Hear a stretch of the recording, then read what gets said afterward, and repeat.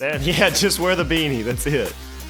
That's pretty solid. I feel good about that. That's a good way to start this. Get the attitude up high, you know. Good trade 2 J's if you could become Wolverine. Where are you getting all this information? I definitely heard some rumors about it. Are you still going? I get goosebumps thinking about it because it's like you can hear them get. The car, I was going to qualify and I was going to drive that out the racetrack. Just threw the hood over the ditch and longest employee of Knox. You did some digging there, huh? All right, literally 6 of you have asked, and they are now available. The official Jacob Gettins Teal Toque is available at shopfd.com, and you can still use podcast 24 at checkout to save 20%. Cool thing is, also comes with a sticker. You get a bunch of different rarities. Look at 1 in 500 chance of getting the gold one. We got holographics, got a bunch of different ones. And since it became an ongoing joke, check this out. That is, I'd like to say a Where's, I feel like I'll get trademarked if I say his name, but there's a Where's Jacob. Awesome packaging, super, super cool. Take a look. You can find me in there. But head over to shopfd.com. There will be a link down in the podcast description. Use podcast 24 at checkout. Save 20%. What's going on, everybody? Welcome back to the Outerzone, the official podcast of Formula Drift. My name is Jacob Gettins, and this week we have Laurette Nicoll on. What's going on? Hey, Jacob. I'm so excited. Thank you so much for having me on. I really appreciate it. Yeah, I think first and foremost, the best part, we're just going to say it was a decision. You're going handheld on the mic, which is great. Yeah, make sure Matt Van Kirk is not nearby to steal that microphone from you, and I think we're going to be okay. Or Chelsea or Rad Dan. Yeah, or Vaughn, who also got the mic. It became a thing for a while, didn't it? It became almost like a game to see who could grab the mic from you. I think it was one of the most heartwarming, fun things that we could have been involved in, right? Because the Formula Drift fans are so passionate, and so sometimes that passion turns into ire, and anger. But this was just really fun, and it was something that me and the drivers connected on. And so it was just Matt Van Kirk being really sweet. It was his first interview, and then it just kind of took hold after or during Atlanta. And then we saw Chelsea Denofa also do it. Rad Dan did it. But Vaughn Gittin is the only person that was able to take my mic, and that was in Seattle of 2020 when there was supposed to be that social distancing, and Vaughn is just such a force anyway that he just reached in and grabbed the mic, and I'm like, oh, so dang, this is happening.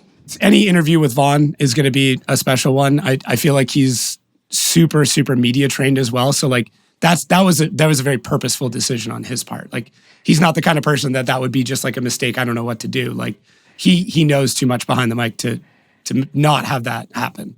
Oh yeah, for sure. And it was 2020 was such a weird time for all of us, and to not have the fans there, but for Vaughn to win, it was the back-to-back wins that he got, and he was so overcome with emotion. I think that was just a really tough year for everybody.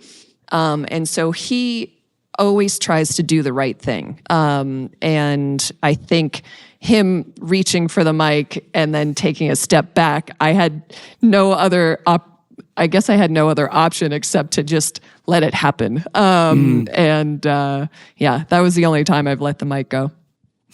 Have you seen like the progression of FD drivers in like the actual media training part? Like, I feel like in the early days, like I mean, even when you started, like how trained was everybody? And then like, did it get better, or is it just like the new crop always kind of needs the training to get good on the mic?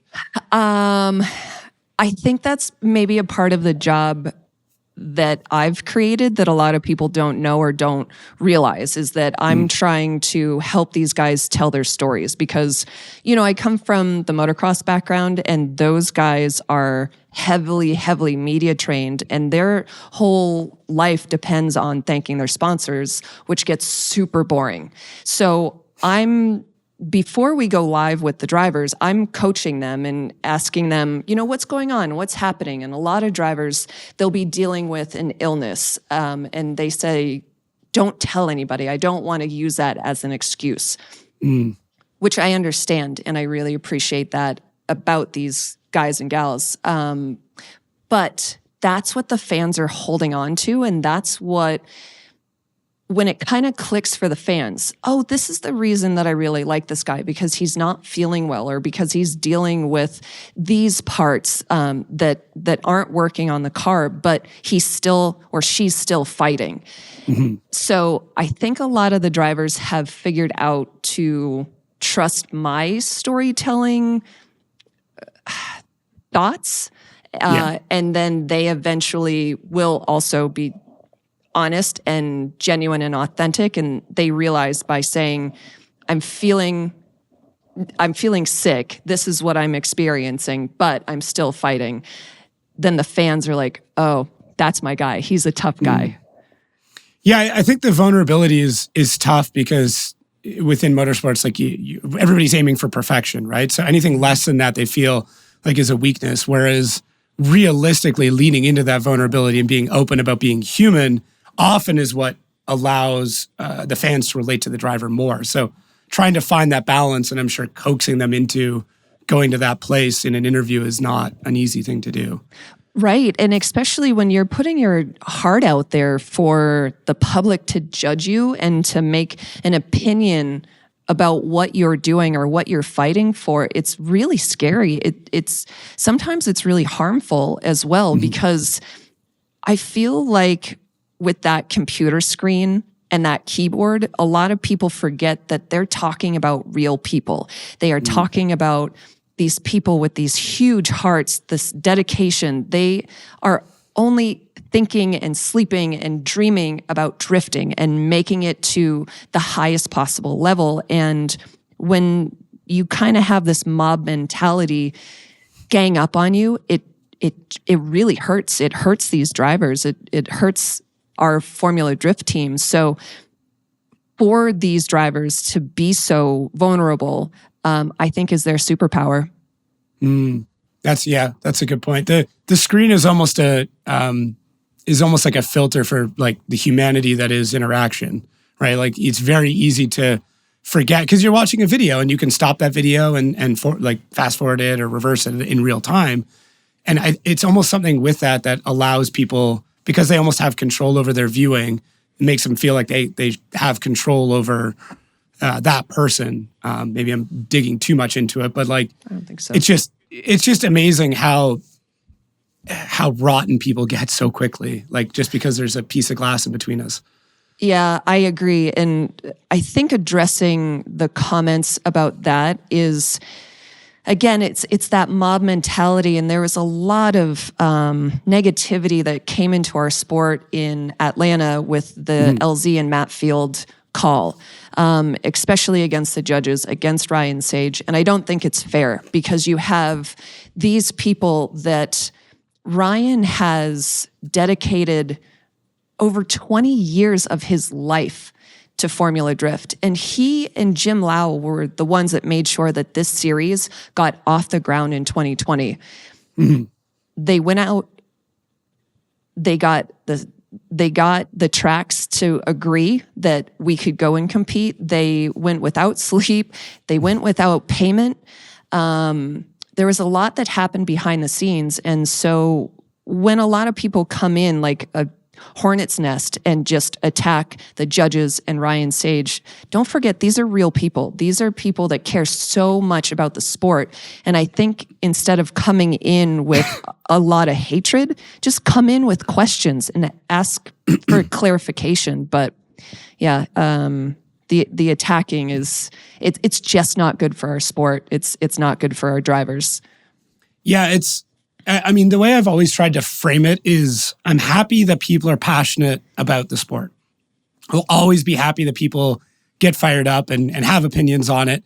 And I'm happy that we are able to have discourse around the development of the sport, or any sport really, or any situation. But it's the container that you wrap it in that's the most important, right? Because the same message presented in two different ways can be accepted, and maybe there is a meaningful change or development that can happen if that's been received well. But you can take that exact same message and, I mean, frankly, come off as an asshole. And what could be a really good idea is now completely null and void because of the way you've presented it. If you want to make change in the sport, attacking is not the way to do it. I mean, you could leave the same comment and just be like, hey, I understand this didn't go well. What if you guys did this instead of, you guys suck, get new judges? And it's like, we basically got all new judges this year and you still having complaints. So I don't know what to do. Yeah. Yeah, exactly. And, when you have someone like Reese Marin who steps in, that again, he's another one that has dedicated his life to drifting, and he is so enthusiastic. He's so excited about the sport, the growth of it. And when he was announced as the new judge, everyone was so supportive and congratulating him. And now everyone's like sending pitchforks and knives at him. And it's, again, I love that everyone's so excited and passionate about the sport, but just take a second to think about how you would feel if someone was lobbing these insults at you. Yeah. I mean, Vernon's a similar example, right? It's like there's always the constant comparison of Drift Masters and FD, and they're like, oh, if you had Drift Masters judges, and it's like, we have one. And in a lot of cases that you're upset about, he was agreeing with the FD judges. So at what point do you, like, how many more things can we change to appease, right? Yep. So it's tough. But I mean, that's a judge sport, right? That's at the end of the day. And I'm sure, I mean, you've worked in a couple of different judge sports now. Like it's probably a similar thing in that realm.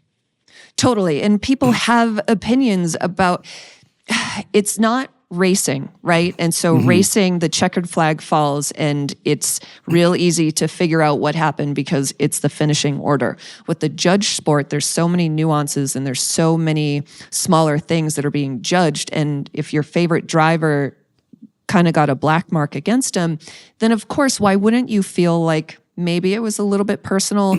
But we have the most professional judges that are there that understand what their job is. And I trust in our judges. Yeah. Yeah, I agree. I mean, even without judges, like, that you're heading to F1 quite soon, which is great. So I can transition to that. Stewards, right? There's driver stewards that are there. There's or FIA stewards, and like people get mad at them, and it's a very similar situation because it comes down to a rule book and a set of standards. And does that situation meet those standards? If it does, then a decision needs to be made. And in that, it's the same thing. That's not a judged automotive sport by any means, but there's still referees, right? People get mad at refs constantly, and this isn't that far off. Agreed. I don't have much to add to that because I totally agree. Yeah, that's all. It's all good. Yeah, that's all. Getting into the F1 stuff. One, congrats. I've said it in person a bunch, but like I want to like make sure it's on the record because was so pumped the first time I saw it. I got hints of it last year that you were in town. I was in Texas at the same time, so it was like there was rumors going around that you were there, and then now seeing it all official, that's amazing. Absolutely amazing. Thank you. It's been an amazing beginning of the journey. I've been stalking and emailing and going after the folks that I found in F1 for over 6 years. And when I first started it was one of those things where I thought there's no place for an American. Everyone, there's so many F1 fans that don't want to hear a North American voice. And so I just thought, I don't know if this is going to happen, but let's try, right? Because you don't have anything to lose by trying. And if you don't try, the answer is already no. So just kick in the door, just try, be professional about it, but try. And so, yeah, it's 6 years of effort and stalking, and I think they finally panicked and gave in and gave me a shot. And yeah, this year I went to Miami. I'm heading out the door tomorrow at 3:00 a.m. So I'm getting up at 2:30 a.m., heading to the airport and going to Montreal. And I'm working for the Paddock Club. So I have Fernando Alonso, Naomi Schiff, they're on the docket for interviews. And and we'll just see how it shapes up and who else I get to talk to. So it's just been an honor to be a part of a sport that listen, I know this is going to sound like I'm humble bragging. I'm straight up No, bragging. do it. Just I'm do it. just Just do it. bragging. Listen, so Miami, I had the opportunity to sit down with all of the F1 drivers and introduce them. And so the interview that I did was played on the big screens in Miami. So it was just done for live event. But these drivers walked in and I got to introduce Sergio Perez and Max Verstappen and Lewis Hamilton and George Russell. And I said Fernando Alonso's name to the camera and my brain went, nope, he's a storybook character. You got it wrong. And I just thought, oh my God, did I just say Fernando Alonso's name wrong? Which I didn't. Really? I didn't, but because I've been watching these drivers for so long, it felt literally like I was in a dream. And so the brain, this thing up here, just wasn't computing the situation that I was in. So it was just a really couple of funny moments for me. It'd be like, introducing Winnie the Pooh kind of thing where like, he's like a mythical creature, right? Where it's Totally. like, and then you realize like, oh, these are, similar. Like they're all humans. They're all regular people in some regard. Yep. Yeah. And so I was so excited going into Miami. And when I knew that I was interviewing all of the drivers, a couple of the team managers and, F1 ambassadors, I did 8 questions for every team. And so I did, all the research and I submitted my questions to F1, which then they submitted the questions to the teams. Okay. So the teams saw some of my questions and I was really proud of a lot of them. But I had a question come back that was erased. And instead it was, what's your favorite animal? And I thought, oh my God, I'm going to have to ask this question. And I did, and I did it professionally. But did you like swap it around and make it like interviewees, where it's like if you identified as an animal, like what animal do you feel like you share the most qualities with? Like redo it a little. A little bit, yeah, because I think it was a little bit of my ego too, where I just thought I can't ask this question, so I just kind of tweaked it a little bit without getting in trouble. But it was fun.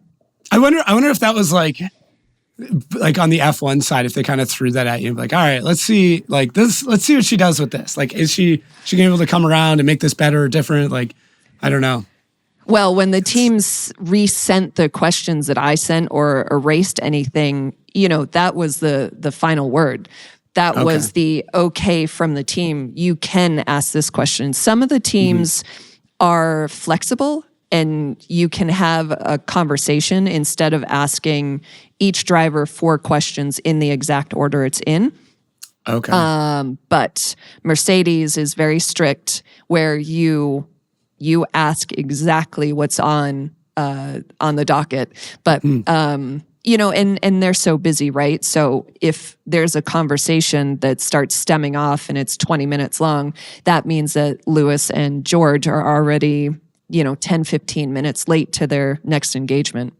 Mm-hmm. Yeah, that's fair. I mean, those schedules are pretty tight. There's a few behind the scenes people I watch on F1. There's a photographer named Kim Illman who like really, really breaks down a lot of stuff. And he got a hold of someone's schedule. I can't remember who it was. And it was like, it was like a mid-pack driver. It wasn't even like a Lewis or a Max. And it was like, they get like 5-minute break, like a couple of 5-minute breaks throughout the day. And that's it. Like they are it has walking times where it's like, okay, we have to leave at this moment. There's a 6-minute walk to your next interview. You have 4 minutes to drink something and eat a specific granola bar. And then it's interview. And I'm like, wow. But like, it's, arguably the pinnacle of motorsports. So it means everything needs to be like that. It needs to be that organized. Right, exactly. And, somehow these drivers still find time to interact with some of the fans and especially the kids. There was a little boy that was standing outside of the cabana. His timing was perfect. And he just saw Lewis Hamilton incoming and you could see the cameras picked him up. Slack-jawed, eyes wide, and Lewis walked up to him and, gave him knucks, and the kid just, I think he had the same thing I did where he couldn't believe what was happening, and that Lewis Hamilton is actually a real human being and was right in front of him. Yeah, it's interesting. I mean, I'm going through similar but different at the same time, right? Like the first time that James Dean like initiated the conversation with me, it took me a second. I looked around and I'm like standing in the middle of nowhere. I'm like, okay, he is talking to me, and he like remembered my name, and this is early on in the season. I was like, oh, how's it going? Like, I think I even called him Mr. Dean at some point. And he just kind of like looked at me like, okay, sorry, James. Like, I don't know how to play this, man. I'm still trying to figure it out. So I'm glad that it doesn't change. It's like different. It doesn't go away, but it does develop, right? Yep. Yeah, exactly. Yeah. Listen, I'll be totally honest. I was internally fangirling so hard in Miami, just coming face to face with these drivers and interviewing all of the guys. I was thinking, okay, maybe there's some way that I could ease into this. And, I'm just like, come on, brain, mouth, connect. Like, just don't be an idiot. And then I start with the Ferrari boys and I'm like, nope. So this is okay. You're just, don't freak out. Don't stutter. Here we go. Let's go. Yeah. It's not like it was like Ricardo where you could kind of like name drop Sam and the race and service. I did. And like, That's I know, so funny that you say that. I totally dropped Sam. Oh my God. Yeah. Drift idiot. I name dropped him to Daniel Ricciardo because I just thought, let me try to connect with Daniel Ricciardo in a way, I guess maybe that humanizes him. You get a bridge. Yeah. Yeah. And he was so funny. And so he told me that Sam taught him about s'mores. Yeah. Because Daniel Ricciardo had never heard about s'mores, didn't know it was a thing or that it existed. And so, yeah, Sam and his wife and a bunch of the race service guys were at the beach, and Sam showed Daniel how to make s'mores, and he said it was just the most incredible thing that he's ever had in his life. So, and Yuki, I'm a huge Yuki fan now because I had the opportunity to meet him. He was very, very genuine and really honest. And we were talking about some of the things that he wanted to do in order to grow or what he wanted to change for this 24 season. And he said, I want to use the radio less. And, he's had some fiery messages. So he's working on that and trying to become more calm. But he did make mention, he goes, yeah, last round, I almost punched that button and I'm glad I didn't. So that was really cool. I think that's, it kind of goes back to what we talked about like some of the lack of media training. Like, I do think that's why he has such a good fan base. Daniel Ricciardo is very well media trained, but basically decides not to use any of it. But that's why they're so popular. Whereas somebody like a Max or, even Lewis in some cases, because of their stature, they have to be so calculated that like people feel like they're cold. And then when they do act human, they're like, oh, this guy's just an asshole. And it's like, no, just when you try to repress how you want to be for days and days and days, those outbursts you have are going to be a little bit more extreme. So... Yeah, and just imagine, we were talking about our Formula Drift drivers and the platforms that they have. Multiply that by, the hundreds of thousands into the millions, and you have all these angry hornets just that have an opinion about you, your life, your decision, your racing, your diet. Like, it's so, everything. Everything. The watch you're wearing, whatever shoes you have on. Yeah. And so I would imagine that these people, these drivers that are on such a higher platform, they have people that are constantly asking them for things, for money or for... there's even a lot of people that just grab onto their coattails. And so how do you know who you can trust? And so I think it comes down to a lot of that. You have to have a really tight inner circle. You have to protect yourself. You have to learn how to protect yourself. And I don't fault any of these drivers for doing that. Yeah, it's a life that is very easy to put up on a pedestal and kind of wish that we had or could do. But I mean, it's not all glitters or gold, right? Like it's not as, I guess, fun as a lot of people think. I mean, even in our world, I remember, I think it was St. Louis 2018 or 2019, we were pitted next to LZ's camper. And I mean, it was wild. He had to like escape through the roof hatch to get to his car because he couldn't walk out the front. Like it's nothing against the fans, but like he had somewhere to be. He had to find a different way to leave. And like, that's just within our own microcosm. I mean, any of those F1 drivers, unless they go full disguise, they really can't go out in public, let alone eat at a restaurant or do anything that we take for granted without being constantly interrupted. And that is some of the trade-off, to be fair. Like living the way you get to live, some of that is that a lot of your privacy disappears, but you can't be upset that sometimes they get frustrated by that. Yeah, exactly. And I've seen LZ wear a disguise in the pits just so he can move through. And it's weird. It's weird what we experience, and I think what you and I and Jared have to also kind of translate and think about is the comments that people make to us. Like there's people that comment on my looks. I had a man that commented on my looks this weekend, and I just thought, that's such a strange thing. I think you're trying to compliment me, but it's not that okay. And so we kind of have to filter through that, and we have to have our coping mechanisms. And we understand that we're at the top of our sport, and we're front facing. But again, it's for the fans not forgetting that we're real human beings. And we will absolutely, I've seen you do it. I see Jared do it all the time. We will spend some of our time, some of our energy and conversation with the fans. But it's just asking to be respectful is where I'm going with that.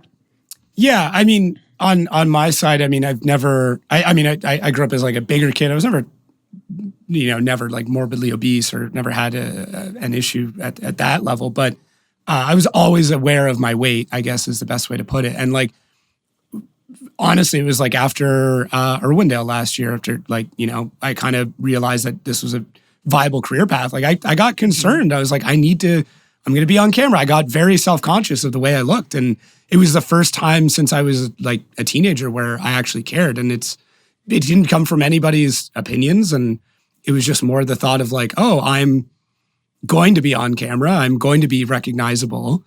I have to put some thought into this. And for, in this case, for the better, I mean, I got back into hockey, started going to the gym again, be careful of what I eat. So like that part, like that's the benefit of it. But the side effect of it is like, it is still something that I think about even now, where it's like, and I can only assume that as the recognition, either of myself or somebody else gets higher, those thoughts don't go away. If nothing else, they just get worse, right? And for drivers, it comes down to their driving.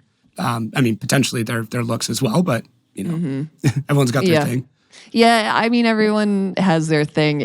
I think for a woman, it's really an interesting journey as a woman in motorsports. Everything is up for discussion.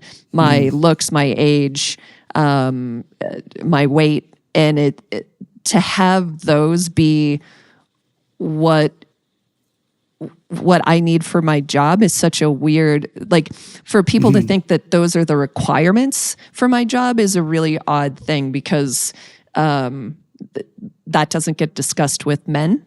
Right. I can't imagine that anyone's ever come up to you to discuss how you look on camera or your weight or your age or, your racing credibility. But automatically, because I'm a female, the comments have come through that how does she know anything about drift?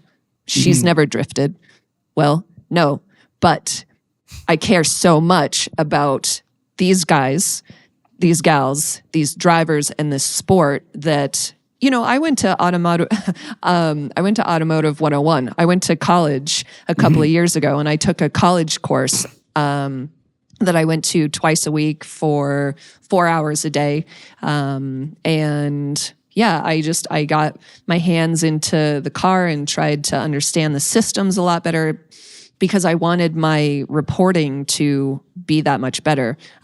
Yes, I have to pick up the book again and remind myself, but that's all good. But this is the dedication that I have to Formula Drift. Yeah, I think that's important, and to emphasize that as well. I mean, that's after going back to school to finish a degree in communications. Like, it's like you've gone back to school multiple times to ensure that you've been able to do the job as proficiently as possible, and then to make sure the credibility is there on top of it. And like, you didn't have to, right? Like, at no point did you have to, but I mean, I understand how, unfortunately, the optics of it are sometimes what's needed, right? Like, just, if even with F1, I'm sure that's a question, like, do you have a degree in communications? Or it's something that would help aid in getting into that role. Yeah. I'm a huge fan of further your learning. I think you can continue to learn, to shape your craft. I've been doing this job for 21 years and I love it, and I can't imagine doing anything else. Yeah. But I still know that there is more that I can do to continue to improve my craft, my delivery, my knowledge. And so, I'm happy to go back to college and sit with teenagers who look at me like I'm their auntie and like that I look like I'm out of place. I get it, but I'm there for the greater good of the sport, so I can help tell a better story. On the note of like furthering education, you taught me something last year in Utah, which was proper breath control and how to breathe while announcing, which is something that absolutely life altering, because you and I sat in the lounge and I didn't have a voice left, and you're like, kid, you have to figure this out, because if not, you're going to be destroyed. And now I can finish an event and be pretty good. Any other, I guess, like, I should explain what that is. Essentially, instead of trying to force air out of your lungs, force air into your lungs and relieve the pressure while talking. It sounds weird, but like, big deep breath, and then instead of trying to force the words out, let the pressure of the breath push the words out. Huge difference in both like tonality and even how long you can have a sentence go without a breath break. Like, all of those little things, right? So you can actually finish a thought without having to pause. So, right. Yeah. And so my advice to Jacob was, you take in a breath through your nose, and then when you release it through your mouth, that's when you're speaking. And so it releases the pressure on your voice box. And a lot of times people don't think about how they speak. So there's a lot of pressure that comes just kind of naturally. But that breath, and I think I'm doing it on purpose, but you can kind of hear me doing it, and then just release the words here, and it saves this, because I was really concerned about you when we sat down in Utah, and just thought, well, I wanted you to be able to protect yourself, and so it was that, and I'm so glad to hear that helped. Oh yeah, no, it's a conscious thing now that, like, I try to get up in the booth 10, 15 minutes early, and I will just do either like square breathing or breathing exercises to kind of get into it. Now when I get in, I'm good to go. Like, it's already ingrained at that point in time. So is there anything else like that? Like, I've had people ask if I like read dictionaries or anything else, or prepare, but is there anything that you found that worked for you to either help you collect words better, speak more fluently, other than really just putting in a lot of time? That's a great question. So for me, my brain chemistry changed in 2013 and 14, because I went through 6 rounds of chemo. And so they call it chemo brain, which, they've kind of cutesied that up. But my long and short-term memory have really been affected. And you can imagine how devastating that is for an announcer that, I prepare and I read and I have like that much information and Yeah. you are using this much in a real quick moment because it's the driver's stories. And so I need to guide them to tell their truth.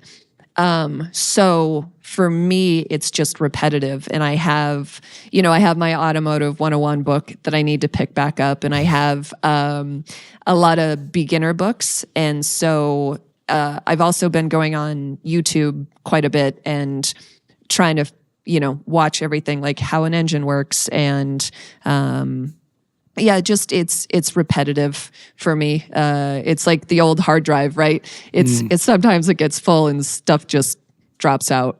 And then for a while I was going up to Chris Forsberg's shop in 2019, and it was when he and Dylan were teammates. And so I would ask the boys, I'm like, okay, like, let's get me under a car, show me what's going on. And I recorded them explaining everything about the car and what they were doing to it. And so I'll listen to that every once in a while too. And just, it's like, oh yeah, I remember this. This is where this story could go. Interesting. Yeah, I guess just trying to immerse yourself in it. And I mean, the hard part is, and bear with me because this is quite the list, you've worked in so many different motorsports and event types. So I've got, and tell me if I get one incorrect or I miss one, Metro Rallycross, X Games, Supermoto, Supercross, Endurocross. You worked for the San Diego Padres. That was cool to see. Yep. Rallycross, Red Bull Crash Ice, Mint 400, Supergirls, and FD. And I feel like there's one or two I'm still missing. I did a rocket launch. What? Did, and it freaking blew up. Oh no! So this was I was working at X Games, and so in the morning I was having these phone calls with this rocket launch company, and I can't remember. I should have looked at my resume, but they were setting a rocket up. No, it wasn't. There was no one on board. No people. Yeah. No people, but they were sending this rocket up, and it was the first time that they had done a broadcast. So I had a literal rocket scientist as my co-announcer. I had this whole script. I had been practicing because these words were this long, and I've never seen words like that before. And so as I was sitting in the studio with my rocket scientist co-announcer, all of a sudden the screen went off, like the blip went off of the radar that we were watching. He literally punched me in the shoulder, threw his chair back, which went tumbling behind him, and he booked it out of the room. And all of a sudden, I'm left trying to explain what's happening during a rocket launch, and my co-announcer, my expert, is gone. So I had 5 minutes to fill, and I think it was probably the longest 5 minutes of my life without stumbling and saying, yeah. So Wow. that's also part of my resume that is probably an unknown. I did not find that one. That's interesting. SEMA show stuff. Yeah. Hosting, and one of my most honored ones is American Motorcyclists Association, the Hall of Fame.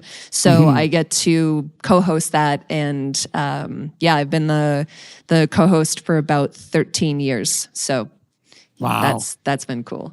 That's super neat. Do you find a difference between doing things like a stage announcing versus an in situ or trackside reporting?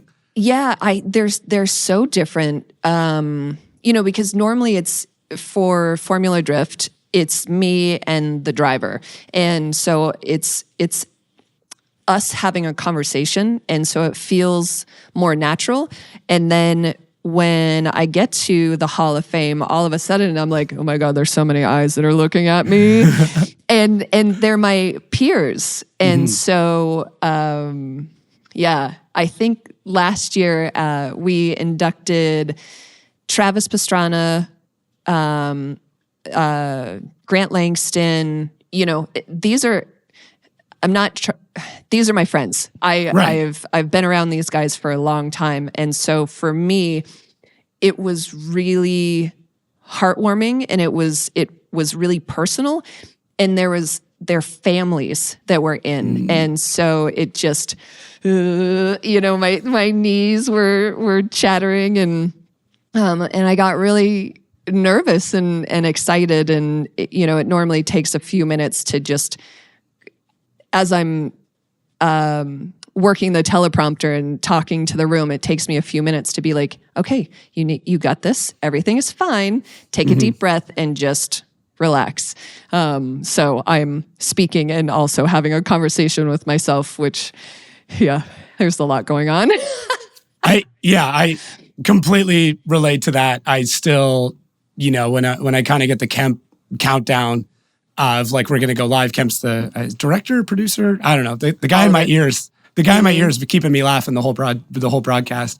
He gets the countdown. It's like, and then it's like, okay, it's showtime. And then you're like, oh, I guess we're doing this thing. And the opening of FD is the scariest part for me, because it's like the most structured, and we got to hit notes at certain points. Whereas like once the runs start going, I'm like, I'm in my element. This is perfect. But like that show opener, I'm a bag of nerves. Like, yeah.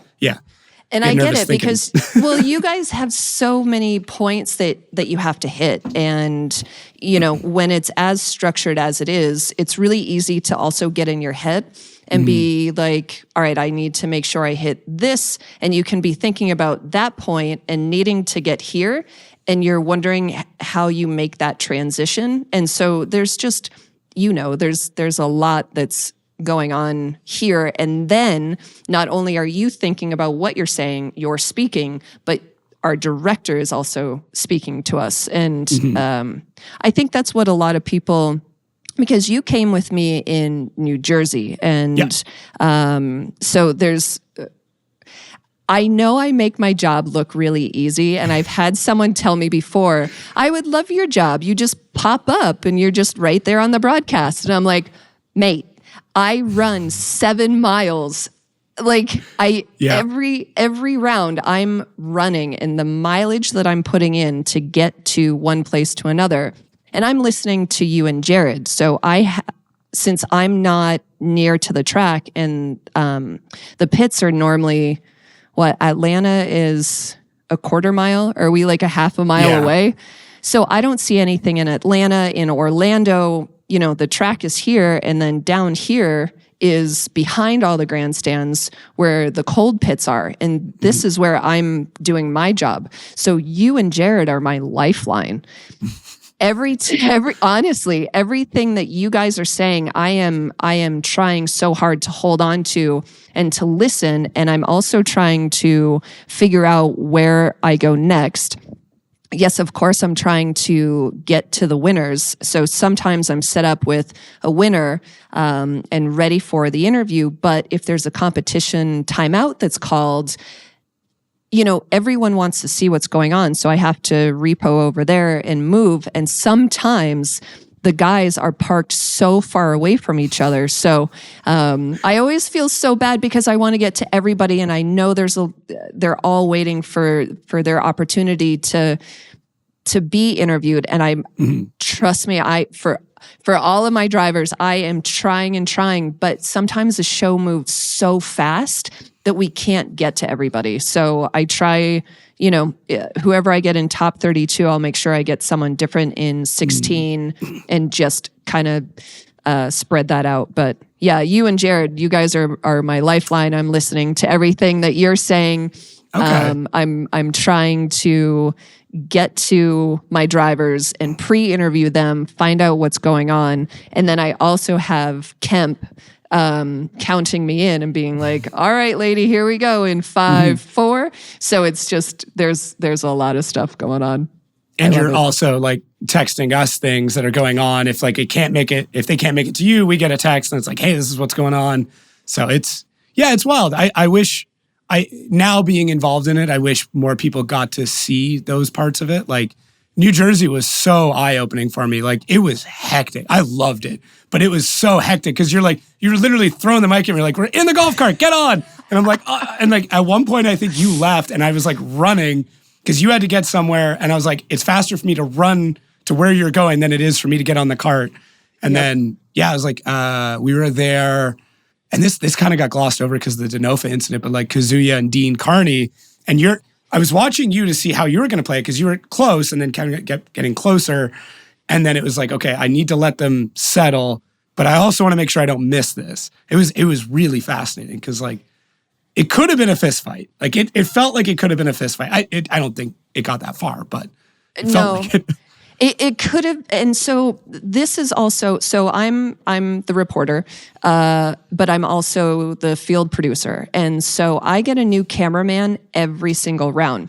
So I'm explaining to my brand new cameraman who's carrying a 50-pound camera, by the way, and a lot of these guys don't have live sport experience. A lot of them are coming from a studio where they have the camera on a tripod and they are not running and they are not being bossed about by, the reporters. So I'm trying to explain the 5 minutes. I'm trying to explain we need to repo here.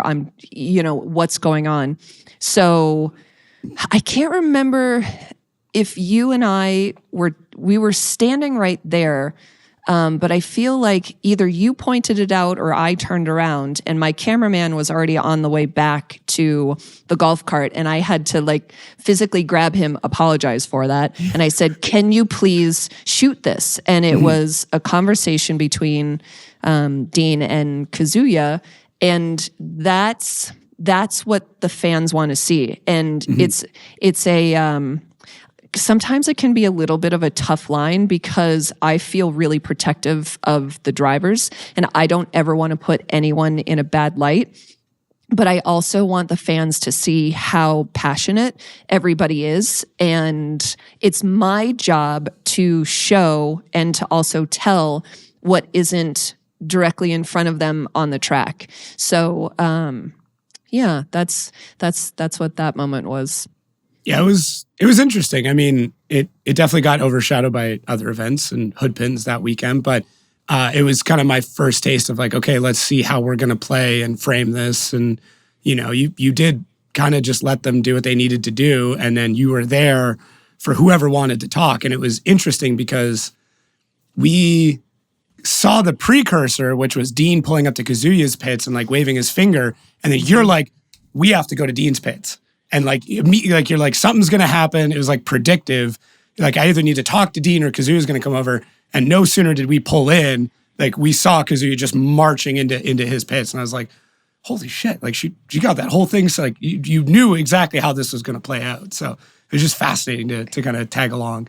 Yeah, thanks. And that's part of my job too, is that I'm always trying to be a step ahead and because I can listen to you and Jared and kind of think about the battles that are coming up next, but I can't place it right now, but there's certain words or maybe there's a certain intonation that you or Jared will say during the broadcast and my ears just kind of go like satellite ears. And then I know that I have to go to the spot. So it's trying to be a step or two ahead and just being in the right place at the right time. It's like trying to catch lightning in a bottle. And sometimes I get it. And sometimes, I'm like a step behind, but, I think overall it's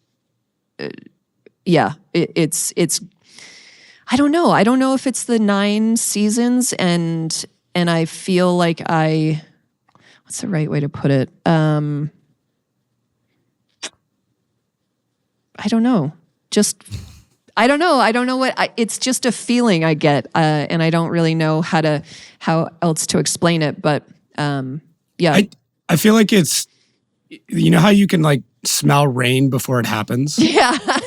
Like, where it's like, I can't put my finger on exactly but I know it's going to rain. Like I can feel it. And then, the temperature drops or whatever, But like, when you correlate the two together all the time, at some point it's just instinctual that's the next thing that's going to happen. Yeah. Yeah, that's a great way to put it. Yeah. Yeah, I like that. The only way I can think of it, I was like, because it's like indescribable, but you definitely know when it's going to rain. Yeah. Yeah. And it's a funny thing too, because I'm told how experienced these camera guys are, but I'm also telling them where to shoot, what to do, how to move around the car, and also telling them, listen, in the competition timeouts, there are bodies, there are parts, there are things are flying everywhere. I have your back. Just trust me. Right. But when I'm literally manhandling my cameramen and moving them because I want, it's challenging, right? Because I know as a fan, I want a variety of shots. I want to see what the driver's doing. I want to see what the team's doing. I want to see what they're working on. And so it's close up, it's wide shots. Sometimes other drivers jump in. And when I'm dealing with a new cameraman that doesn't know the drivers or the sport, and there's a driver that jumps in to help, because we saw Michael Essa jump in to help Dmitry Brutsky a lot.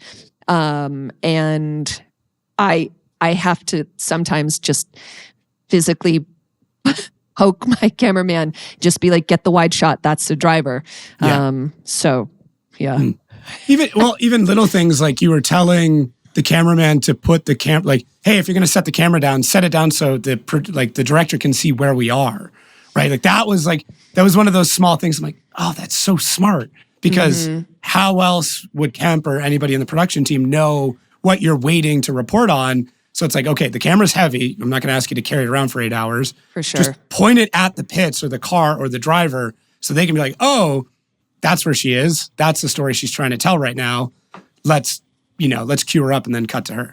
Yeah. And so with Kemp's job, he has over 10 cameramen, drone operators, you and Jared talking to him, Ryan Sage communicating with him.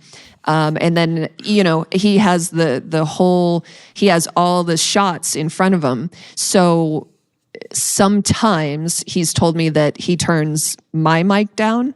And so if he doesn't know where I am, I'm always set up and I'm always right with the cameraman. Listen, I'll be totally honest. The cameraman gets the shots because I'm asking him. And it's the job of a producer. If there was a producer with you, the producer would be doing that job. You're just doing both. That's all it is. Yeah. Yeah. Yep. So, Yeah, what was my point? I'm not sure. I don't know either. We're just rambling at this point. I was going somewhere with it, but I think I lost it. But it's all good. But yeah, it's fun. It's challenging. Every single round is challenging, and I love it. I love being a part of it. I love that I was given the freedom to create this position, to earn the trust of the drivers. Because for the first couple of years, they didn't know what to do with me. And there was a lot of the guys that, just told me, I don't need an interview. I'm good. Thanks. Well, I think that you need to do the interview, and I would convince them to finally do it. And so I would say, honestly, it took about 4 years for the guys to be like, wow. Oh, okay. Like, you're on our side. Because I remember so many of the drivers telling me, well, this is what's going on, and this part failed, and this is what's going wrong. And I'm like, oh, okay, let's talk about that. And they're like, oh no, that's off the record. And it was, so I took all my little notes in my Bible, and scratched it out. And I never mentioned it. And I don't think that the guys were challenging me. They weren't trying to see if I was going to give them up. I just never did, because I know how hard they're working and how much this means to them. And so, yeah. But I think that's also why I get interviews like what I got in Atlanta with Ryan Turk, where he was very authentic and trying to decide, was it a mistake he made? Was it something that went wrong with the car, and how do I fix it? And again, it's finding that vulnerability in that interview. You can't get that when you ask, how does it feel? If you only go surface level with the question, you'll only get a surface level answer. Mm-hmm. Yeah. It's good. I mean, it's so tough to build the trust with them and get them to be vulnerable. And I mean, I have a 2-hour window to do it, so it's a little bit easier, right? Like I try to set these interviews up in a very particular way to build the confidence in them to me, and try to get a little bit of vulnerability, so that way when I want to get into the harder questions, it's a bit easier. But you don't have 2 hours to warm somebody up. You've got to kind of do it right off the bat. So it's a much, much more difficult task. Yeah. And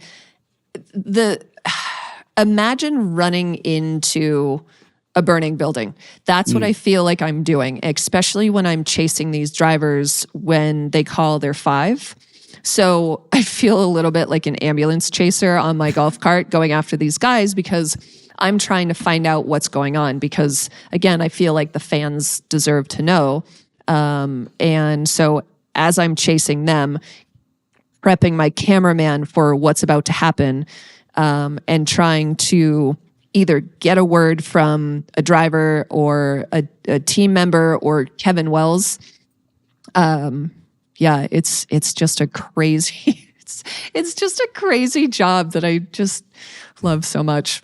Well, you're the outlet during the highest of highs and the lowest of lows, right? Like it's a position that shouldn't be taken lightly.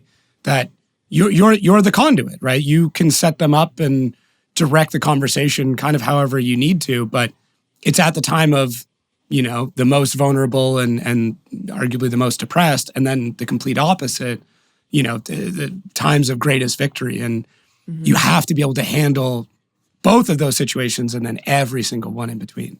Yeah, for sure. And I feel like you, as a reporter, you also have to know what emotion to go in to the situation with, because in Irwindale, the last 2 years with Matt Field, right? It keeps building and building and building for him, and you can feel the energy rising. And when that championship bid ended for Matt Field, he was gracious enough to offer an interview and some insight. But had I gone in and been like, Matt, you should be so proud of yourself, you got second in the championship, he would want to punch me in the face, because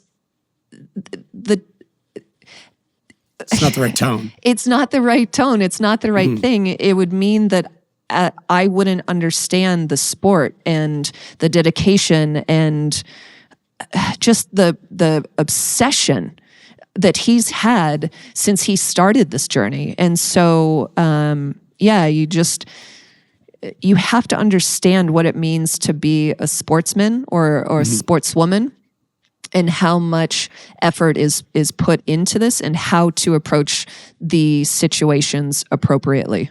Look, I wouldn't say that I'm cheap, but I do like saving money. And one of the ways that I save money is by developing an entire podcast so I can go to FD events for free. But if you don't do that, what you can do is use FD podcast at checkout, little coupon code section area, FD podcast, and save yourself a couple of bucks on tickets.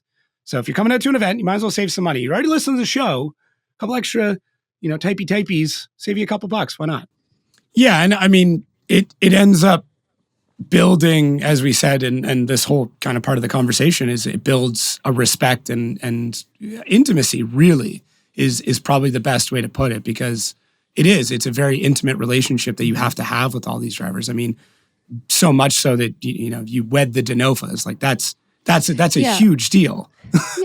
Yeah. So for those that don't know, I'm an ordained minister. And so one of my closest friends is Lady Chelsea. And this was one of the biggest honors of my life, because I was able to walk with Chelsea to the front of the altar and stand with him and watch Lady Chelsea walk on the arm of her dad down the aisle to the man that she just loves so, so much. And I worked on their vows and I made it very personalized to them. And it was the funniest thing. I think the brevity of the situation kind of hit me halfway through and I stuttered and I stuttered and then I panicked and I couldn't like really reel it in for a second. And so I think I looked at Lady Chelsea and Chelsea with wide eyes and they just both laughed. I think Lady Chelsea was just staring at her future husband and didn't hear anything I had said anyway. Mm-hmm. So it was totally fine. Chelsea had the ring and he had chapstick in his pocket. And so he took the chapstick out, but he turned to the crowd and he's like, so I have this chapstick because this is the trick that I use to get the ring on her finger and make sure I don't hurt her. And so everyone was just like, oh my God, this is a brilliant, beautiful moment. And then I wanted to make sure I got out of the way for their first kiss. And I'm like, all right, guys, hold on. And I tripped over the legs of the arch that's behind me and I tripped my way out. I'm like, well, that was beautiful and graceful, you dork. But the Denofa wedding was incredible and just what an honor for me to be able to be their ordained minister. I will say, I think being a little bit of a dork definitely fits them. As people, like, if you don't know them personally, they are giant dorks. And I mean that in the most respectful way possible. Like loving way. Yeah. Yep. With all reverence and humility, they are giant dorks and it's great. It's so great. I love them so much and I miss them very, very much. And I'm really proud for Chelsea that he was able to try something new. I really hope there's a day where we see him come back into FD, mainly so I get some time with his wife. But they're the greatest. They are two of the most wonderful human beings. Yeah, I can only imagine the emotional attachment. I mean, something that's without getting like too dark with it, it's like something that's kind of come to mind recently is we're dealing and we're befriending people in sports that have a high risk of fatality. Mm-hmm. And that in itself often gives me pause when like building any of these relationships. And like drifting, you knock on wood, has been pretty good. But I mean, you coming in the moto background, that has an unfortunate rate of loss. Yep. How do you deal with that? I can't even put the words together, to be honest. Yeah, I know. And I've lost so many friends. I've lost Elmer Simmons. He was racing Dakar and he was racing a KTM 950. And so it's these really big bikes in the sand dunes. And that was devastating. We've lost so many friends. My husband, not in motocross, but Tex, Mark Adams was my husband's best friend. In Florida, he pulled over to the side of the road to help a woman who had run out of gas, and a driver heading north fell asleep and collected Tex. And there's been more loss that I've had in my life than just that. But, Kurt still races. My husband still races. And we've had to talk about death and especially facing it with my cancer diagnosis. I thought at the age of 34 that I didn't have any time left. So it's not something that I'm calloused about.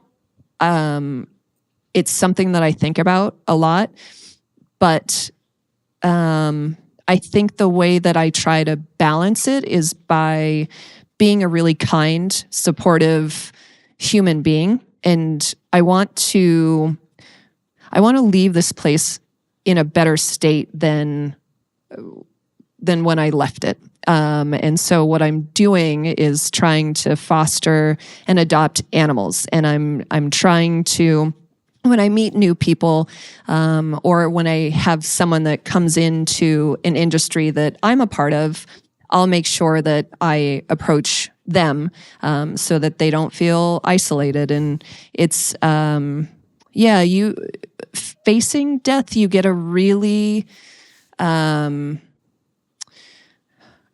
it changes everything.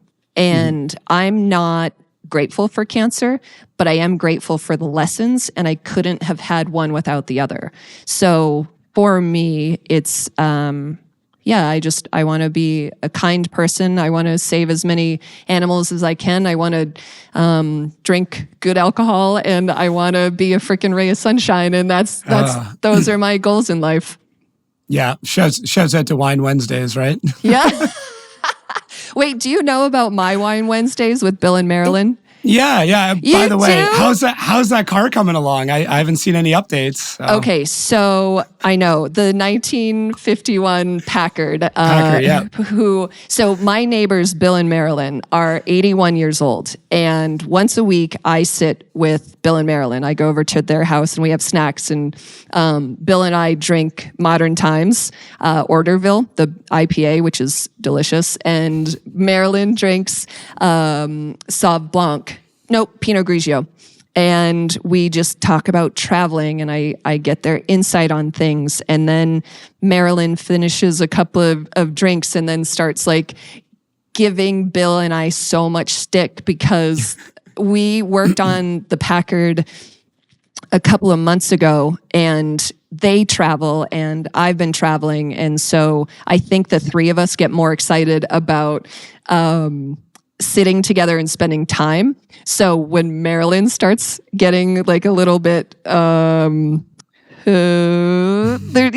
can start feeling the little needle comments, and Bill is just the sweetest man, and he doesn't say anything. He's like, "Yes, dear, I know we're gonna get, but we are going to get this thing rolling. I swear."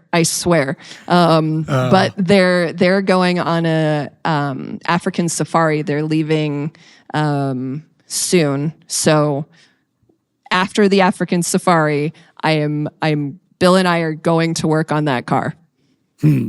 Yeah. Okay. But he's been amazing. And, I've jumped under the car, and we were working on the master cylinder, and we were working on the brake lines, and he's so patient, and he's a really incredible human being. I'm very fortunate that they like me so much.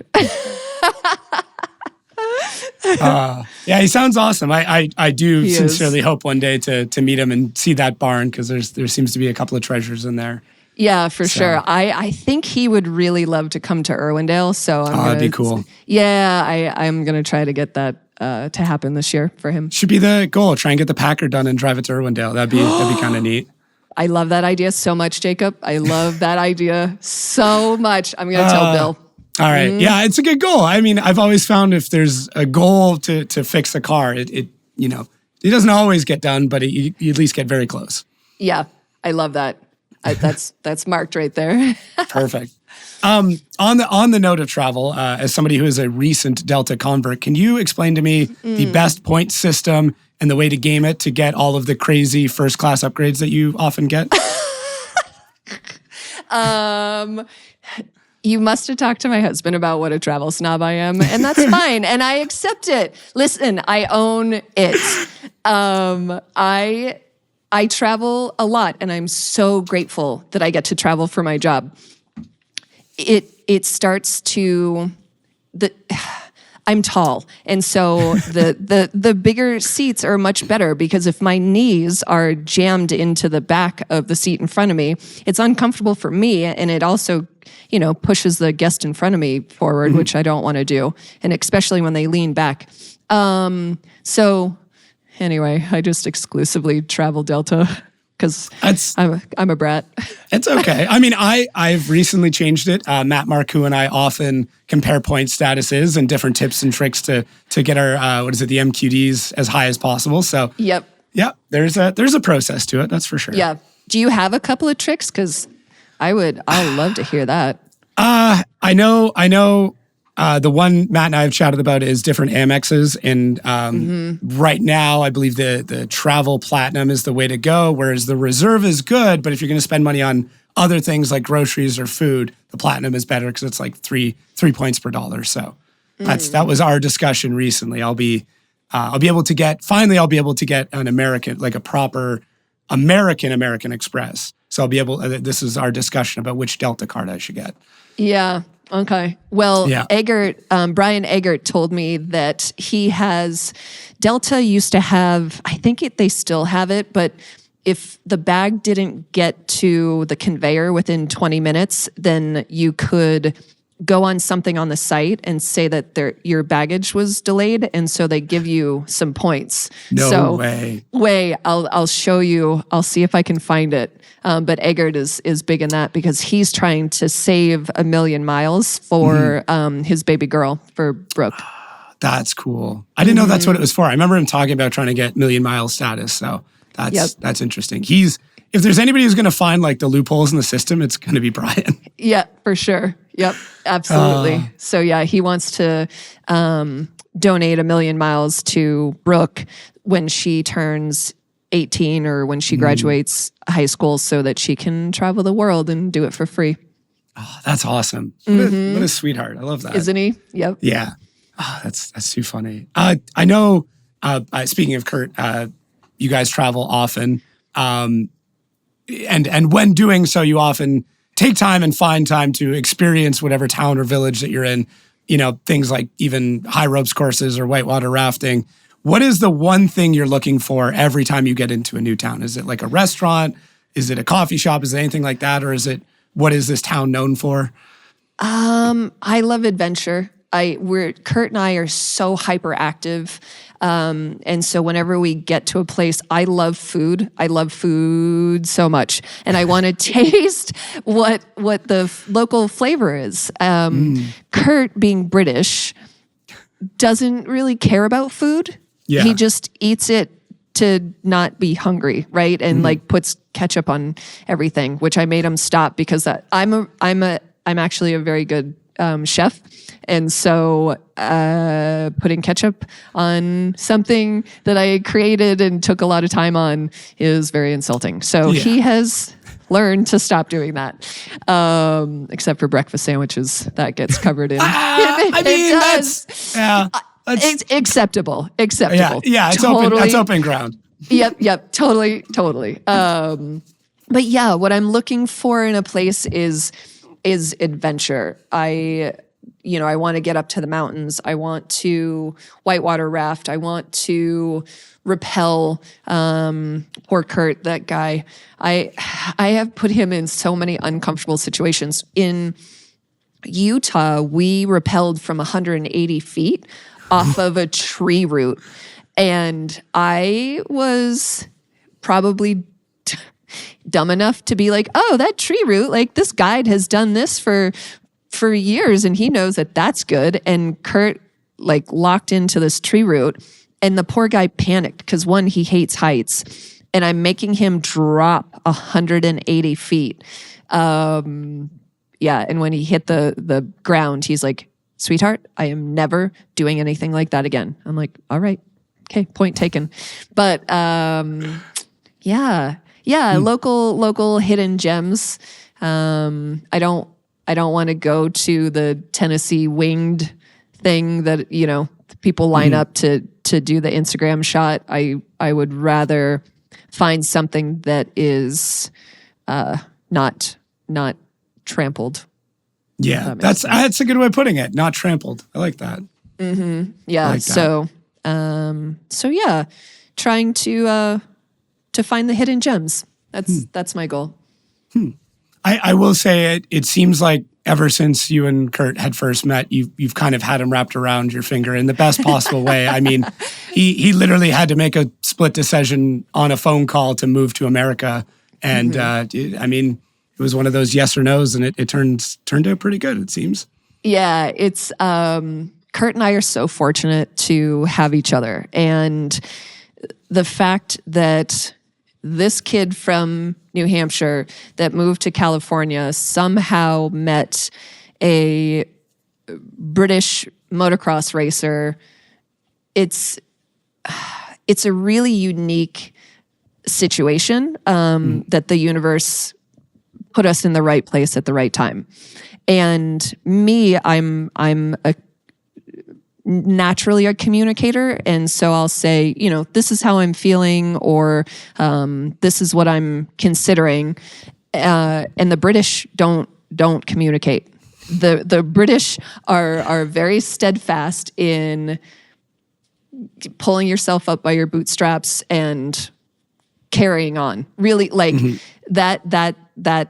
What was it? What is it? Carry on. Keep calm and carry on. Keep calm and carry on. Yeah. So that is the epitome of the British mentality, and you don't talk about feelings. But if you don't talk about feelings, I feel like they just fester and grow, and then they blow up, and that's not fair. So, so yeah, Kurt and I are really well matched, and he is so ambitious and motivated that, my God, there's just days where he makes me tired, and I thought that I got a lot done, but he wakes up before dawn. He goes downstairs. He gets on the Peloton. He does emails. He then packs up, between 1 and 14 dirt bikes and takes them to any one of the 6 motocross tracks. He coaches once he's there. He's watching these riders on the track. He gets the bikes home. He washes all the bikes. And then he does some more emails. He's an animal. He is an animal and an absolute inspiration, to be honest. Yeah, one of the many, what are you, 4 dogs, couple of turtles, some cats right now? It's 5 dogs? Okay. Yeah, so we have, tell me about it. It's, if anyone, so I see all these Instagrammers or influencers that have 39 dogs, and I don't know how they do it, because it might be the dumbest mistake of my life, but I love my dogs so much. But yeah, I have one that's just feral and kind of causes some chaos in the pack, and I have a cat, and I have 2 tortoises that live in the backyard. I believe the record was 8 dogs total at one point. Is that the limit so far? Yeah. Yep. That's a lot. It's too much. It's too much. No, it is. It's too much. And even when I was doing it, it was one of those things where I thought, this is how you die. You just have a brain aneurysm because the stress is so high. But yeah, if I can make a difference in the lives of these dogs and get them out of the shelter so that their last moments aren't there, and get them into their second chance, that for me is totally worth the stress. Yeah. Well, I mean, out of the shelter into the sidecar is kind of what it's been. Yay! I know. Yeah, I've tried only twice to put a foster dog into the sidecar, and both times they did not like it, and one ran away from me, and I thought, okay, I'm just that seat is reserved for Georgia. That's going to be her seat, and it's just going to be the thing that me and my 10-year-old dog share together, which I love so much. It brings me so much joy. I mean, and it brings other people joy too. Just seeing a dog in a sidecar. I mean, it doesn't matter if you like animals or not. You're just gonna be like, that's incredible. But it's the doggles, I think. Yes. So when I'm rolling down the road, people are like, oh, cool bike. Wait, chick on a bike. Oh my God, there's a dog. And you can see how it goes, their thought process, how it goes. And listen, don't let me pretend that I don't know the perfect times to cruise for attention down Main Street in Temecula. Sure. Yeah. So, during Sunday is the best day to cruise because down Main Street, we have a bunch of open restaurants. And so people are drinking champagne and they're drinking beer and they're having brunch and they're already like so happy. And my bike is a Ural. And so it has a very particular sound to it. Mm-hmm. And so you can kind of start to see people look and their eyes get big. And then when they see me, they smile. And when they see Georgia, you can see that. It's just like full face, full smile. Phone comes out and they're, taking a picture of Georgia. She's wearing her goggles so she can protect her eyeballs. It's just the best time. It's so pure. It really is. Yeah, at some point you'll meet my eldest daughter, and I joke that her superpower is to be able to find a dog without seeing or hearing it within a 5-block radius, because she'll be at the park and I'll just see her like turn. I'm like, what are you looking at? And then just at the far end of a park, somebody will be walking a dog in. She's like, and I'm like, okay, you know the rules. Like we asked but it's been like that since, I don't know, she's been 3 or 4. And it's just, it's one of the most wholesome things ever. So I am slightly concerned because all she wants to do right now is go and volunteer. And I know it means we're going to be bringing dogs home. So I'm like, okay, I need to set some rules because 8 is a lot of dogs and it will escalate that quickly. Yes, it will. I did really well. So I had Georgia and Chloe was a boxer. And so I started volunteering at my local shelter in 2019. And, of course, I think sometimes my heart is bigger than my brain, which is okay. But I didn't bring home any dogs until 2 months in, and it was to save this one dog's life.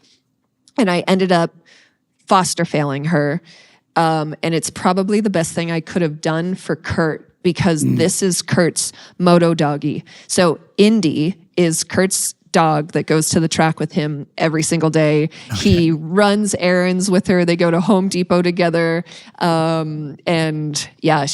gets all the snacks at the track. And but because of her, he understands why I love dogs so much, and because I think dogs are so special. Mm-hmm. Is Rosie? No. Okay. I'm off the couch. Off the couch. I'm at my girlfriend's house, who has better internet service than I do. So her dog Rosie is here, and that's also why it's so quiet here. There is. I didn't even think of that. Never a quiet moment in my house. Never. Almost never. I didn't even never. think of that. Yeah. When we were trying to book this, I was like, I didn't even put 2 and 2 together. That that's going to be loud. Yeah. Yep. And I could kick him outside, but my 110-pound dog, Topaz, is so attached to me. And so if he's not right under my feet, if he's looking out the window, he's barking and protecting me. Or if he's outside, he is trying to get back to me. So, he's a sweetheart. That's...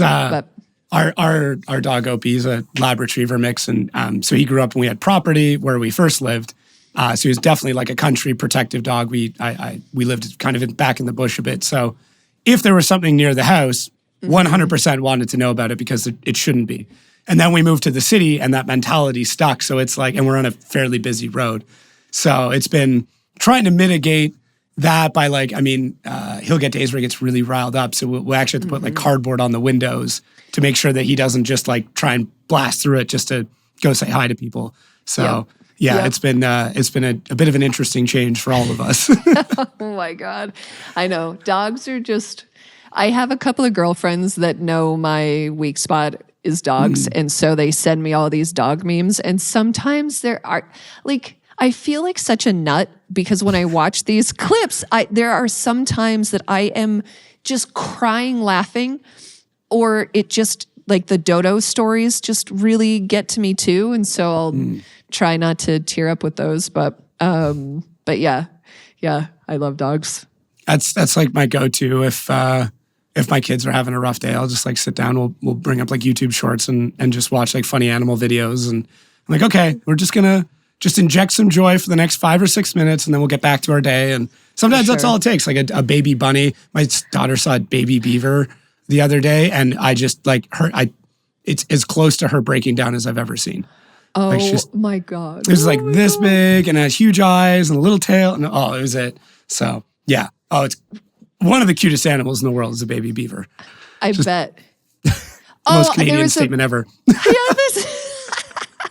I saw a baby hedgehog online, and I'm like, all right, so this is what needs to happen next. Great. But yeah. Yeah. Animals Yeah. are great. More animals. Yeah. More animals. Yeah. They just make me happy. Oh, good. So on the I guess like back to the actual work fun stuff.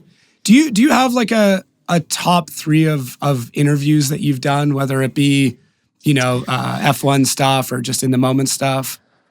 Yes. Okay, let me think about that. That's a great question. They don't have to be ranked. Unless if you know the rank, I mean, by all means, but no pressure. Well, I think one of the most important ones for me was in Atlanta with Pat Gooden. It was 2018 or 2019, and Pat was having a really tough season, and he finally got a win. And he was so vulnerable and so honest. And he said to me, I finally realized that I don't suck. And for me, it was so heart-wrenching because I love Pat. I think he's a really good guy. I think he's very honest.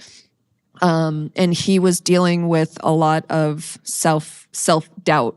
And I think as someone, even, boots on the ground with these drivers, sometimes you can forget that they're still human. Even though they're super athletes, they still have that self-doubt that creeps in. And so it clicked for Pat that he was finally seeing what we were all seeing, that he's a really great driver. I remember that. I think I think he was like yelling. He's like, "This is the greatest car ever!" And like he was just so like just euphoric during that entire time. Yeah, do you remember that? That's right. And then his door came off in Texas because someone tapped it and the whole door skin came off. I remember because you just see Pat's little legs. Yeah. Oh God. Oh my God. Yeah. Oh man. I think another one for me is Chris Forsberg in Texas 2020 when he finally got that win, and he had been on a little bit of a dry streak, and he knows. He will forget more about drifting than I will ever know. Right. And so Forsberg is he's all in on the sport, on his builds, on everything. And so it had meant so much to him. And I probably just turned it a little bit, but he got really emotional. But it was such an amazing thing to see this,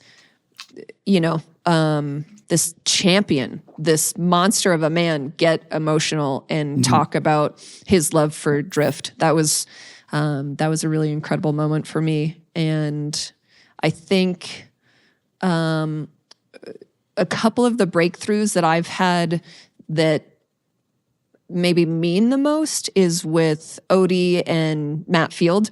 And I don't know that it's a specific interview in particular with them, but Odie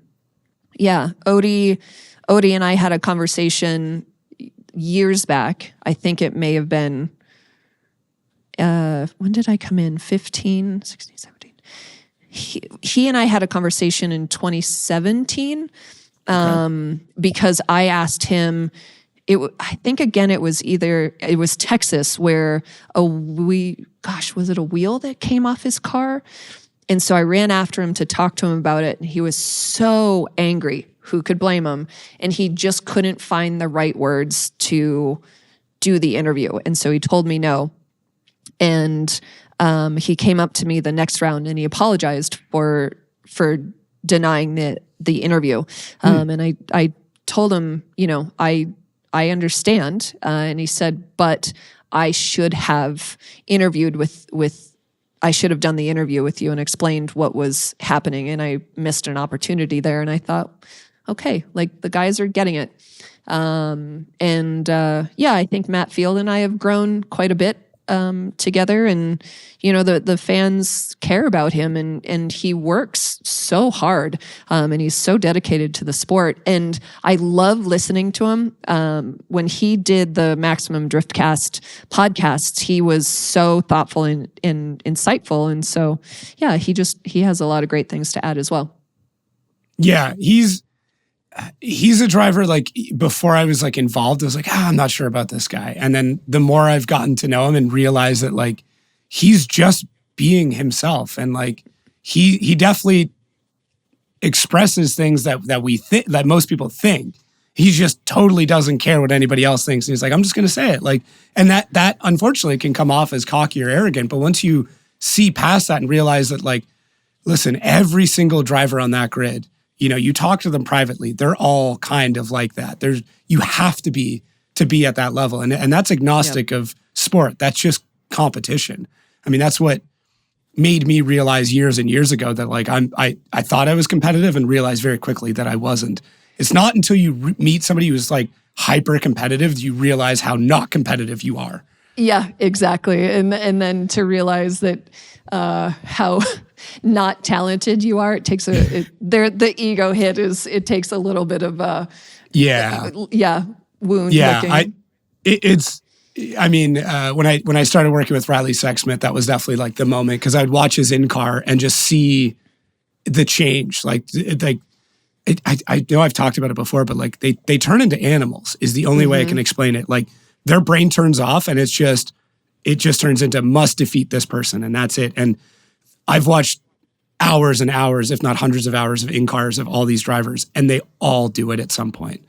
Yep. And it's usually when they drive the best, and that's the crazy part. Yep.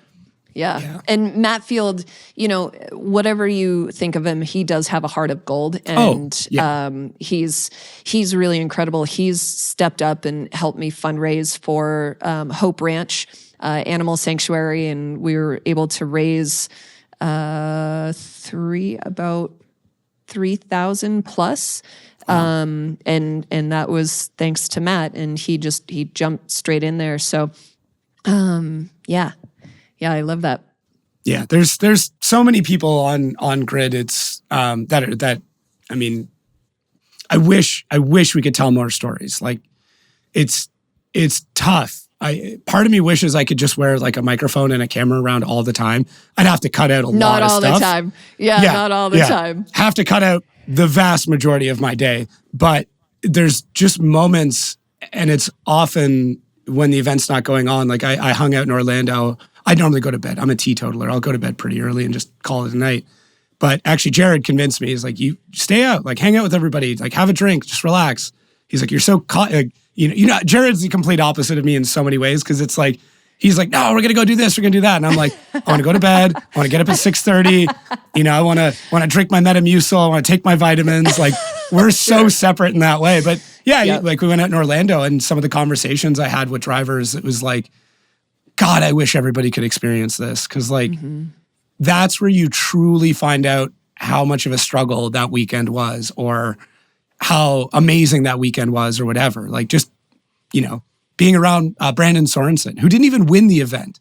You couldn't tell. If you didn't know, you would have thought he won the event with like the permanent smile on his face that entire weekend, like that entire time. I love that. Yeah, his first podium, right? Yeah, so incredible to have him be up there, and he's had to fight through a lot of adversity too. And when he had that incident in New Jersey against Ryan Turk, it was harmful. It was hurtful, the comments that were happening, because Brandon cares so much about his driving and his craft. He would never have done that on purpose.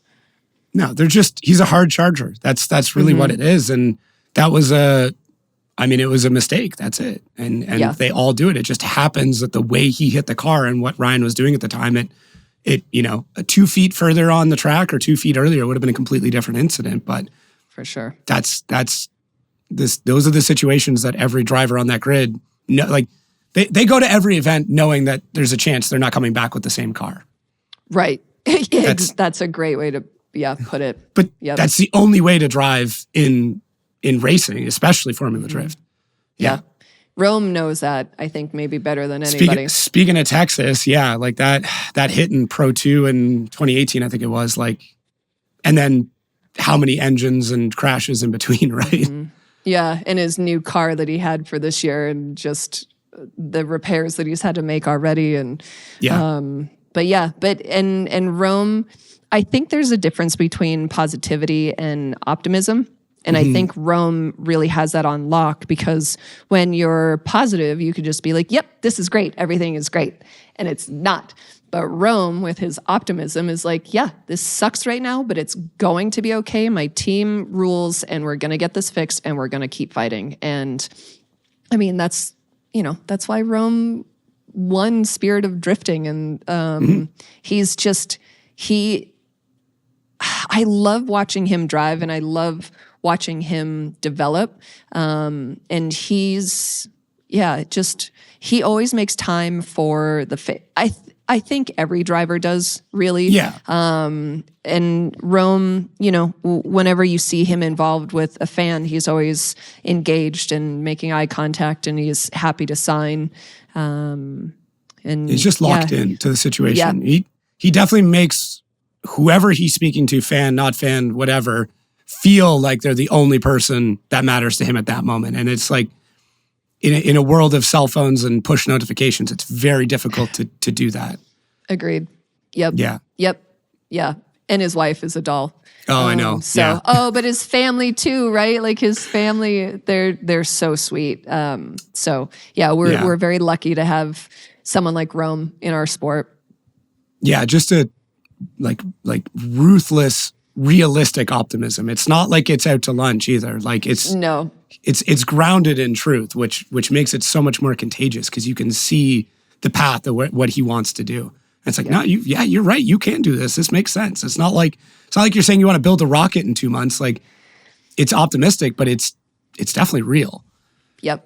Yeah. I agree. I think we have a lot of realness in our sport. I don't think anyone really puts on a facade. I'm just mentally going through everyone. Going through 30-something drivers, yeah. Yeah. And we have these characters, but that's what people grasp onto. And it's just, I love it. It's fun. I will say, like, I do wish in a lot of cases the drivers would lean into it more. I think the best example of somebody who's leaned into it and has done it really well is Andy Haitley. Last night, no word of a lie, I spent 20 minutes watching Drift Wizard content, because I was trying to show it to my wife. And I was explaining to her, I'm like, this guy is more than likely going to fund the majority of his program with felt cone hats. I know. They're everywhere. And I'm so happy for him. I'm so happy, because he outwardly has a way to see the fan support of him. And I feel like there's a lot of drivers that don't have that. And so it's so silly and it's so unique. And he wasn't sure if it was going to work or not. He was hoping to sell 500 hats during the year, but I think he's already had to order 600 more. Yeah. So I'm totally thrilled for him. Yeah, it's really, really cool to see. I mean, as a fellow hat enthusiast, it's neat to see how the fans have just adopted to it, and it's so great. Like you look at the grandstands, you can point out very easily every single Andy Haitley fan. Yep, exactly. I know. I love it. Yeah, and he had his great big wolf dog Gonzo that we all really loved, and when Gonzo left this world, he made a really thoughtful post, and so I obviously identify with dog people. Yeah, I used to joke anytime I go to the pits, he'd come up and I'd be like, "Oh, I'm here for the dog," and I go up and pet Gonzo, and so now I've traded that for Curtis, his crew chief. So anytime I'll walk up, I'll see Curtis and like go like pet Curtis. So Oh my God, that's hilarious. Yeah. But it's like Alex Glider that has the "Come Pet My Dog" sign. So I love that too. yeah, that's the kind of stuff that like I'm super happy we're in a professional motorsport, and it's so hard to balance that I want to be a super professional and I want to be a human being. I mean, there's drivers. I think a good example, and this could be part of the language barrier, was like a Frederick Osbo, who is very hard to relate to in the beginning. But over the years, I would say easily in the last 3 years, and honestly, once he started, the word struggle is not the correct one, but it's the one I'm going to use. Once he wasn't dominant, I think is a better way to put it. That personality started coming out more. You started to see the human element of it. And both in his interviews and his, engagement with fans and in his driving, especially, like, he just has morphed into more of a personality, but he's more relatable than ever because of it. I totally agree. It's such a joy for me to be able to interview Frederick. For me, he was the first driver to endear himself to me, because I walked in Long Beach in 2015. And so I had short, red, curly hair, and it was everything that had grown back from that point from all of my chemo treatments. And so, I didn't look like the Umbrella Girl reporters that had, I think, existed in the sport before me. And I didn't know anyone. And I walked into Frederick Osbo's area. I walked into the rig and I knocked, and I think it was him that came out, and he split the plastic, and he's like, hey, I'm Laurette. I'm the sideline reporter for this weekend. And he goes, oh, come on in, come into the rig, have a seat. And then Steph Papadakis also came in. And so I was asking the two of them a bunch of questions, and Frederick was the first one to kind of offer me that inclusion. And for that, I'll always be really grateful. Chris Forsberg also in Irwindale 2015, on the Friday before the event, I got there and I was doing my research and talking to the drivers and trying to get some talking points. And he said, if you ever want to sit down, especially during practice, I'll sit with you and I'll explain everything. And I'm like, wow, that's so nice. I'm like, thank you very much. And I walked away and I took 4 steps away and I'm like, what am I doing? And he was the defending champ at the time. So I came back and I'm like, would you sit with me? And he's like, you got time now? I'm like, yep. So him and I went to go sit in the stands together, and he took over an hour of explaining the sport and some of the nuances that I wasn't yet trained to see. And even like rewatching the broadcasts and listening to Ryan and Jared at the time, there was still some things that weren't totally clicking for me. And so, Chris took the time to do that for me, and Dean Carney also. In 2015, he was in the middle of doing something, and I walked over to his pit and was hoping to interview him, and saw how involved he was with whatever he was doing, and he dropped what he was doing and he came over and did the interview. And so, I have some long-term relationships with guys like this. And so to also be able to see someone like Frederick Osbo, who did go through the media training, and he projected a real perfection, and probably it was a little bit of a protection, right? Because he wasn't sure how people were going to take him as a Norwegian who English wasn't his first language. And so he was trying to get it all right. And I feel like he's really relaxed, like you said, the last couple of years, and you've really seen that personality develop, which I'm grateful for. Yeah, it's interesting. You know, I obviously had and have relationships with drivers before I ever did what I did now. And trying to, I guess, like push out what you know is in there and get them to express that is like, you don't want to be forceful about it because it's all in their own time. But for sure, it's so hard sometimes when you know, like, I guess what I'm getting at is like, last year, 2 years ago, I was like at Bill and Frederick Osbo like DJ'd dinner. Like we were all having dinner and he pulled out DJ equipment and was doing, and like, I admittedly fanboyed like crazy, took photos and like sent them to my friends. I'm like, I'm eating dinner in Norway at a beautiful racetrack and my DJ is Frederick Osbo. And like him and I hung out for like 2 hours that night and I got to see a side of him I've never seen before. And like, it's just stuck in my head. I'm like, I wish everybody got to experience what I experienced at that point. And it can never happen, but every once in a while we get glimpses of it. And I get so excited when it happens. We have some of the greatest human beings as drivers in our sport. And I mean that from the bottom of my heart. And, you know, I've been involved with grassroots motocross events and now I'm proud to say that I've moved all the way up to F1. And after having 9 years in, you know, kind of in the trenches with these guys, I can 100% say they are all radical human beings. And so, yeah, it's, I guess that's part of our job, right? We're trying to catch that sparkle and we're trying to deliver it to the point where the drivers are comfortable with, I don't know, is exposing themselves the right word or is I mean, you know, in a context, not so much, but well, you know,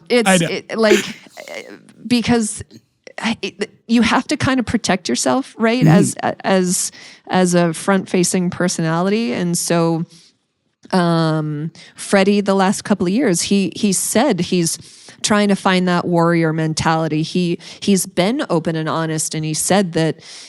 After his championship, he had a really hard time motivating himself. And so he opened himself up for people to make comments about that. And, but I think that's so brave of him to be that open and that honest. Yeah. And I mean, I very much am appreciative of your ability to help do that in the moment. Thanks. Because it's not, like I said, I have a huge crutch, which is time, and you don't have that. You have to do what I do with less notice, no research, and do it in the moment with a hot track. Like, yeah, so I have an immense amount of respect for what you have done, what you are doing, and what you will continue to do. Thank you, Jacob. Thank you very much. That means a lot. And it is, I think I probably say it every year at the banquet, but it is the biggest honor of my career that I'm able to tell these stories and for these guys and our gals to trust me. So, yeah. No, it's great. Well, before we wrap, I do have this, I guess more bring to light, but also ask permission.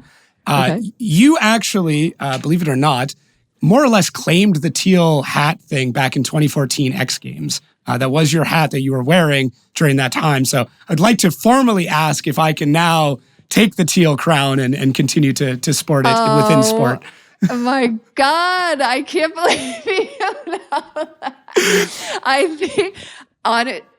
I'll send you the photo. You find that? No way. Gosh, dang. You did a deep dive. Oh yeah, I almost died when I saw that photo. I was like, oh, that's going right at the end. Oh my God. Jacob, it would be my honor. I think at this point you have owned, you have tuned that to be your own. And yes. Thank you. I appreciate that. I feel very knighted at this point. So, thank you so much for doing this. I'm glad we got to kind of capture some of our conversations that we've been having all year at the lunch and dinner table. Is there anything else you want to say or plug or point anybody to? No, I don't. At this point, it has been an incredible journey for me to have 9 years, 10 seasons, starting from 2015, going all the way to 2024 when, I stepped into Long Beach, and the deal at that point was maybe I was going to do 2 rounds in 2015, and it was supposed to be Long Beach and Irwindale.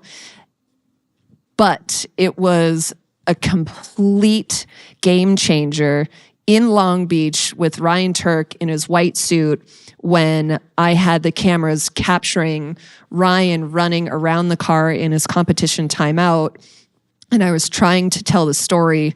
And it was after that event that Ryan Sage is like, so what's your availability this year? Can you help us for the remaining rounds? And I'm like, hell yeah, I can. And it has been, I've had some tough days. I've had some points where I just thought I was a little bit too worn down from the hate that was coming at me from online, that maybe the folks didn't understand what my end goal was. But I think because of a lot of love, and I think a lot of grit, and probably just being too damn stubborn, I am in the place that I love the most. So, having said that, Formula Drift has been an unbelievable journey with me, and it's just an honor. So I'll say that now before the banquet. Get it ahead of time. Yeah, I'll just get it out now. I'll come up with another line in October, but yeah. All good. Well, I really appreciate it. Thank you for finding somewhere quiet with good internet. That was a trek. Thank you. Thank you so much for doing this. For everybody listening and watching at home, thank you for supporting this show. It does mean a lot and allows me to continue to do stuff like this. So, cool. Well, I will see you in a couple of weeks. Yeah, I'll see you in a couple of weeks. We'll see everyone. Where are we going? Jersey, right? Jersey next. I can't Bring on wait. Jersey. There's always fireworks there. So yeah, I'm excited for that.